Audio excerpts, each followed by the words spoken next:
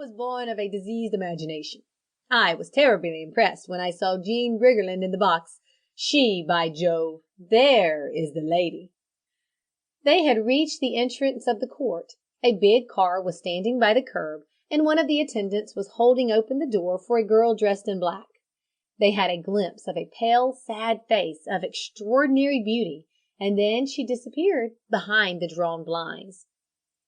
The counsel drew a long sigh. "Mad," he said huskily. "He must be mad. If ever I saw a pure soul in a woman's face, it is in hers."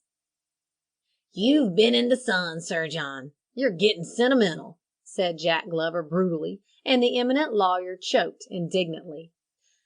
Jack Glover had a trick of saying rude things to his friends, even when those friends were 20 years his senior, and, by every rule of professional etiquette, entitled to respectful treatment. "Really," said the outraged Sir John, "there are times, Glover, when you are insufferable." By this time, Jack Glover was swinging along the Old Bailey, his hands in his pocket, his silk hat on the back of his head. He found the gray-haired senior member of the firm of Rennet, Glover and Simpson (there had been no Simpson in the firm for 10 years) on the point of going home. Mr. Rennet sat down at the side of his junior. "I heard the news by phone," he said. "Ellerby says there's no ground for appeal, but I think the recommendation to mercy will save his life. Besides, it is a crime of passion. They don't hang for homicidal jealousy. I suppose it was the girl's evidence that turned the trick?" Jack nodded.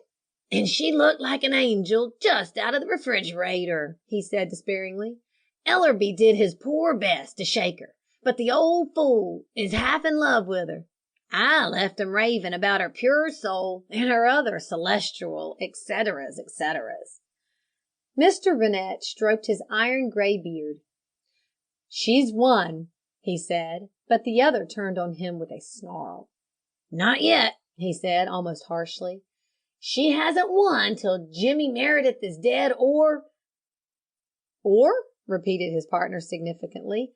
"That or won't come off, Jack. He'll get a life sentence as sure as eggs is eggs. I'd go a long way to help Jimmy. I'd risk my practice and my name." Jack Glover looked at his partner in astonishment. "You old sportsman," he said admiringly. "I didn't know you were so fond of Jimmy."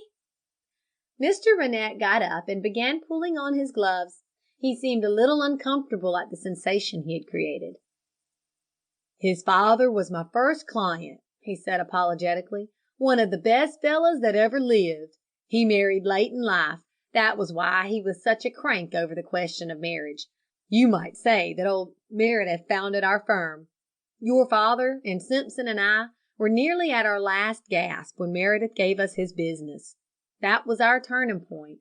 Your father, God rest him, was never tired of talking about it." "I wonder he never told you." "I think he did," said Jack thoughtfully. "And you really would go a long way, Rennet. To help Jim Meredith?" "All the way," said old Rennet shortly. Jack Glover began whistling a long, lugubrious tune. "I'm seeing the old boy tomorrow," he said.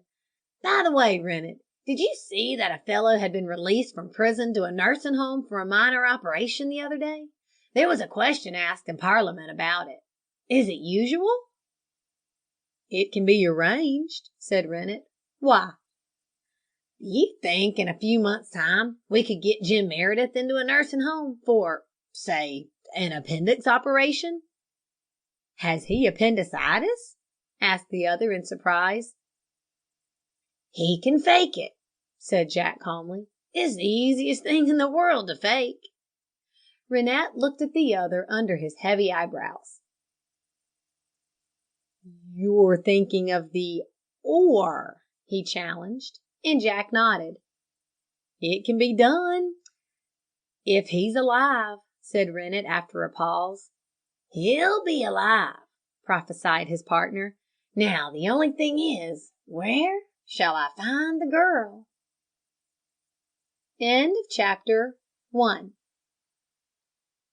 Chapter 2